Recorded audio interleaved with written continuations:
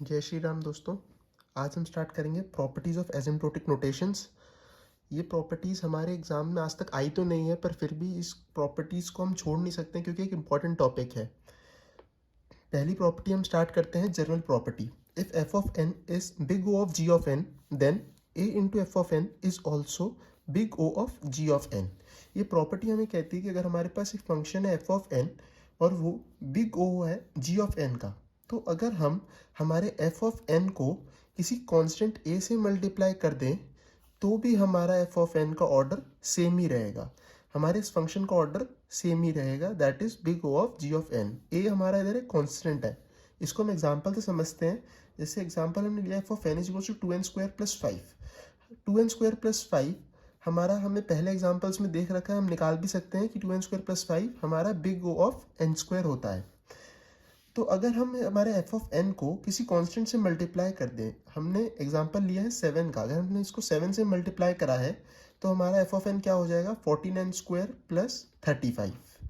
तो भी हम देखेंगे कि हमारा f of n big O of होगा एन स्क्वायर। ये प्रॉपर्टीज हमारी सेम किसके लिए अप्लाई हो सकती है, ओमेगा के लिए और थीटा के लिए। कुछ प्रॉपर्टीज होती हैं जो सिर्फ किसी पर्टिकुलर नोटेशंस के लिए ही यूज हो सकती है, वो मैं आपको बता दूंगा जो भी वो प्रॉपर्टी होगी।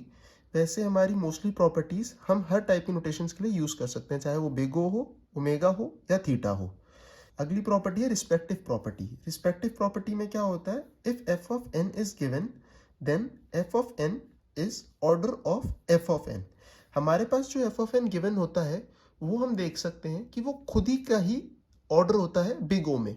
जैसे f of n is equals to n square, तो हम एफ ऑफ एन को ये कह सकते हैं कि वो हमारा ऑर्डर ऑफ एन स्क्वायर भी है, क्योंकि हम देखते हैं जब हमारा f of n less than equal to g of n होता है तो हमारा एन स्क्वायर और एन स्क्वायर इक्वल है, तो इसका मतलब वो बिग ओ को भी सेटिस्फाई कर रहा है। अगली प्रॉपर्टी है transitive property. If f of n is big O of g of n and g of n is big O of h of n, big O of h of n, then f of n is big O of h of n. ये transitive property है। जैसे हमने पहले पढ़ा करते थे transitive property, a is equals to b, b is equals to c and c is equals to d, तो हम कह देते थे कि a is equals to d automatically. वैसे ही हम यहाँ पर देख सकते हैं हमने हमारी एसिम्प्टोटिक नोटेशंस के लिए ट्रांजिटिव प्रॉपर्टी को प्रूव करा है। जैसे हमारे पास एग्जांपल है f of n is equals to n, g of n is equals to n square and h of n is equals to n cube. हम देख सकते हैं कि हमारा जो ये n है ये big O of n square होगा, that is f of n is big O of n square. Similarly हम देख सकते हैं हमारा g of n is equals to n square है और h of n is equals to n cube है। अगर हम इस कंडीशन में इसको डालें तो हमें पता चलता है कि n square is big O of n cube. ये हमें बात पता ही है क्योंकि हमारी जो n क्यूब वाली टर्म है वो हमेशा बड़ी होगी n स्क्वायर से, तो इसका मतलब ये सेटिस्फाई करेगा g of n is always big O of n cube. Similarly हम देखेंगे कि जो हमारा एफ ऑफ एन है जो कि n है और जो एच ऑफ एन है वो n क्यूब है, तो हमारा जो n होगा वो भी हमेशा big O of n cube होगा क्योंकि n cube is always greater than n। तो ये हमारी बिग ओ की कंडीशन को सेटिस्फाई कर रहा है, तो हम इधर कह सकते हैं कि f of n is big O of h of n.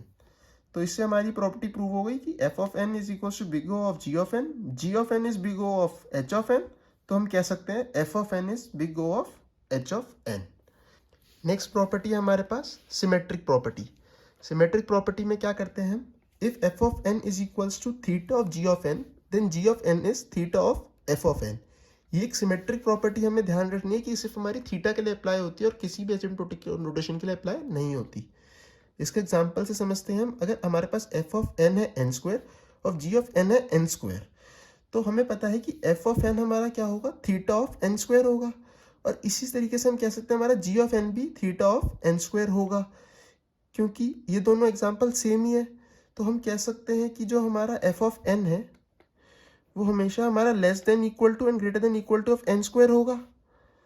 तो इसका मतलब वो हमेशा इक्वल टू की कंडीशंस को तो सेटिस्फाई कर ही रहा है, तो हम इसको थीटा की कंडीशंस में प्रूव कर सकते हैं। सिमिलरली हम जी एन के लिए कर सकते हैं, तो हम ऑटोमेटिकली कह सकते हैं अगर हमारा f of n theta of g of n है तो हमारा जी ऑफ एन भी theta of f of n होगा। अगली कंडीशन है हमारे पास transpose symmetric property. Transpose symmetric में क्या आता है, if f of n is equals to big O of g of n then g of n is omega of f of n.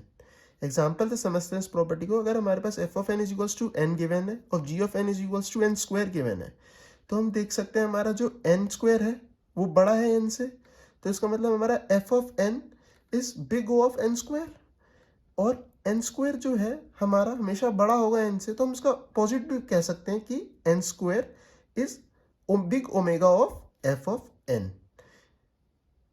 अगली प्रॉपर्टी एक ये है, if f of n is equals to big O of g of n and f of n is equals to big omega of g of n, then f of n is in between g of n and g of n। क्योंकि हम देख सकते हैं अगर f of n हमारा big O of g of n है, तो हम ये लिख सकते हैं f of n is less than equal to g of n, और अगर हमारा f of n big omega of g of n है, तो हम ये भी लिख सकते हैं कि जो हमारा f of n है वो बड़ा होगा g of n से। तो हम इन दोनों कंडीशंस को अगर प्रूव कर सकते हैं, तो हम जानते हैं ये जो हमारी अब कंडीशन बनी है ये हमारी theta of g of n की होती है। तो f of n is equals to theta of g of n. ये भी एक छोटी सी प्रॉपर्टी है जो आप याद रख सकते हैं। अगली प्रॉपर्टी हमारे पास आती है, if f of n is equals to big O of g of n and d of n is equals to big O of e of n. तो अगर हम इन दोनों फंक्शंस का सम करेंगे तो हमारे पास जो भी इनका बिग ओ आएगा वो max of g of n होगा और ई ऑफ एन होगा। जैसे एग्जांपल से समझते हैं, जैसे हमने एग्जांपल लिया f of n is equals to n square और d of n is equals to n. हम जानते हैं एन स्क्वायर बिग ओ होता है एन क्यूब का, हम कुछ भी ले सकते थे, एन 4 एन 5 एन 6 जो भी हमारे पास एन स्क्वायर से बड़ा होता, और डी ऑफ एन हमारे पास एन है तो वो हमारा बिग ओ होता है एन स्क्वायर का। ठीक है, फिर अगर हम एफ ऑफ एन और डी ऑफ एन को ऐड करेंगे तो हमारे पास आएगा n square plus n, which is big O of n cube और एन स्क्वायर में से हमें कोई मैक्स टर्म लेनी है, क्योंकि ये हमारा जी ऑफ एन है और ये हमारा ई ऑफ एन है इस प्रॉपर्टी के अकॉर्डिंग। तो फिर हमें इन दोनों में से मैक्स टर्म लेनी, हमें पता है एन क्यूब हमारा बड़ा होगा, तो इसका मतलब हम f of n plus g of n में हमारा this is big O of n cube. N cube क्यों? क्योंकि ये हमारा मैक्सिमम है जी ऑफ एन में से और ई ऑफ एन में से। ये एक प्रॉपर्टी हो गई। अगली प्रॉपर्टी 7th प्रॉपर्टी हमारे पास है, if g of f of n is equals to big O of g of n and d of n is equals to big O of e of n।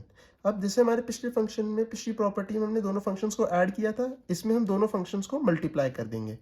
f of n into d of n is equals to big O of, इधर हमारे पास पिछले में हम max निकाल रहे थे g of n और e of n का, इधर हम इन दोनों के ऑर्डर को मल्टीप्लाई कर देंगे, that is this is big O of g of n into e of n।